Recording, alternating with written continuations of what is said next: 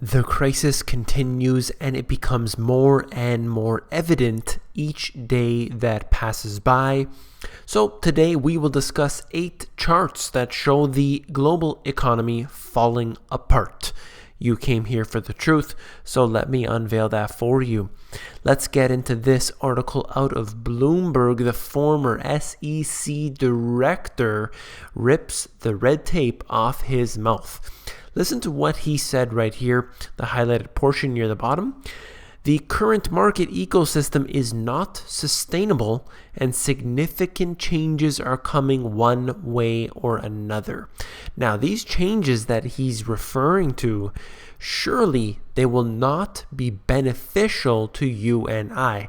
That's what worries me very much. Now, what exactly is this ecosystem not being sustainable that he's talking about? So let's get into a few of these charts right now. Look at this. The quote-unquote great jobs data sends the market sinking downward in a big downward spiral there. But of course, as long as the central banks print up some more money, it will rise up once again. But it is surely quite interesting to see how fast the market can move down. So we're going to move on right here to look at the Euro USD, trying to show you that it has moved back down to the levels from 2003.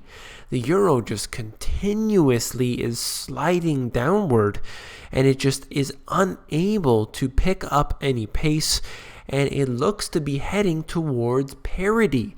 This is quite different than what has happened previous in these past few years, I would say prior to the financial crisis. So let's move on here to discuss more right from the St. Louis Fed's website. We're talking about federal government, consumer credit, student loans.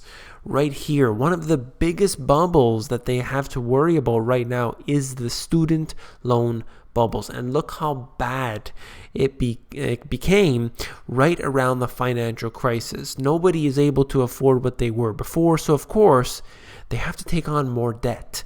Now, I don't necessarily suggest that people take on more debt, but people are finding themselves in that situation, and this is obviously really spiking up here, and you can see the exponential rise. It looks like a roller coaster going up, and this is obviously, exactly where this is headed. Take a look at this consumer price index from 1775 to 2012. Now we have some inflation, we have some deflation in these years from the creation of the US up until today. But if you see, in particular from 1971, it is a straight line upwards practically. There was some inflationary periods, and definitely you have the inflation post World War I that really never got back to the levels prior to that. But as soon as 1971 hit, it just skyrocketed upward. And of course, as soon as you allow any sort of government agency to take on additional debt, guess what they're going to do? That's pretty obvious. So we'll move on right here. That was out of the Business Insider, but this here is just showing you the debt to GDP ratio percentage. And there are many different numbers that I've seen for these countries here. It all depends on what you're including. Are you going to include the unfunded liabilities? And I'll talk about that in a moment. But essentially, these are fairly accurate numbers. Where we look at Japan in first place, they have the title here at 400% debt to GDP ratio.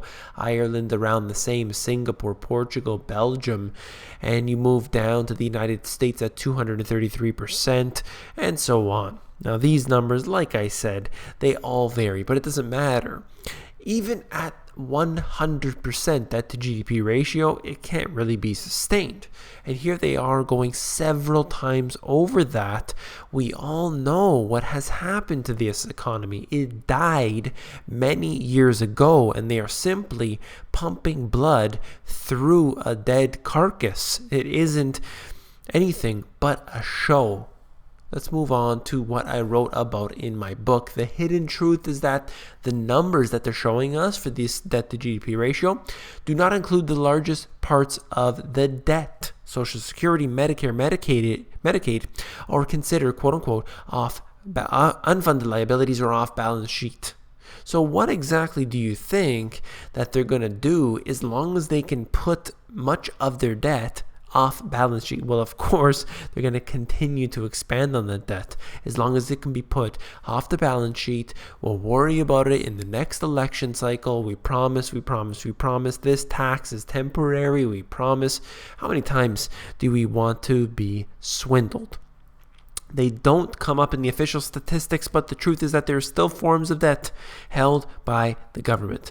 And they're also discussed here the aging populations around the world. And that's Japan, obviously, in the first place there in the chart I just showed you.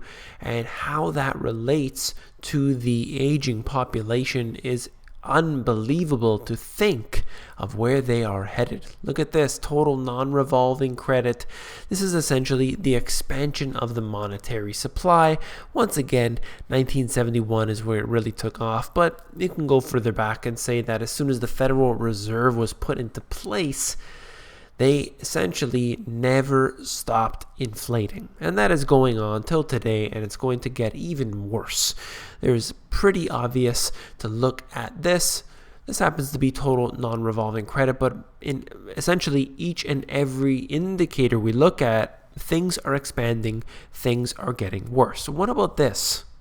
This is the number of homeless in New York City shelters increasing over the past few decades. There are more and more people that are finding themselves in poverty. This is out of Bloomberg, but you can see these statistics anywhere. And just look outside of your window. You know that in most cities, the amount of homeless is expanding. And these are statistics that are real. They go beyond the S&P 500. They go beyond the Dow Jones. So obviously we have a real problem to deal with. Look at this carnage. A range of currencies have slumped since the end of June, with the most recent declines leading to numerous multi-year lows. We're looking at Brazil, Sweden, the euro, Japan, and so on. They are declining significantly against the dollar. Now, what is it about the dollar that's so wonderful? Well, the fact is that they have the Federal Reserve behind them. Other than that, there isn't much to show for at this moment compared to these other countries. And that's essentially what the markets are banking on, that the Federal Reserve is willing to print more than the rest of the guys. So, of course, money is flowing that direction. These other countries are, in fact, in many ways, not worse off than the U.S. with their debt and other factors, but the Federal Reserve is simply willing to backstop them at all costs. Let's move on to this last article. Greek government presses Social Security funds to hand over the cash. This is out of the Financial Times. Obviously, we know what's happening in Greece right now. They are being pressured every single day to hand over more money because of their situation that they're in, with their debt expanding, particularly since the Troika made their way into the country. Greece's cash-strapped Syriza government is pressing the country's social security funds to hand over hundreds of millions of euros immediately. This is the highlighted portion to ensure that the pensions and civil servant salaries are paid this month. Now, what would happen if they didn't pay up? Think about that in any country, wherever you live. If it's the United States or Canada, the UK, Australia, wherever it is that you live, they stop paying out a bunch of people, or they give them less money. And of course, these individuals are probably already cash strapped. So what do you think is going to happen? And it's pretty obvious. You're going to have civil unrest, you're going to have riots, you're going to have all sorts of these type of violent events that we've seen taking place in Greece, for example. So this is something that we need to really pay attention to. When a country is in debt, when they get into a serious scenario like this, there could be riots, there could be civil unrest, and the chaos that we've seen so many times before. And that is very concerning to me. I hope it is to you as well. If you found this video informative, please give me a thumbs up. I'm continuing on with this information, trying to bring out all of these type of videos covering the news, as well as building on the financial education that the government simply won't get into, that the education system simply will not get into. So I'm there to fill the void. So I hope you enjoy all of this. I'm getting to all of your emails. It's very, very difficult. There's so many, but I assure you I do respond to my emails. The best place definitely is at the insiders. So if you get on there, I definitely reply to those people first. I only reply to my other emails as soon as the insiders email is completely empty.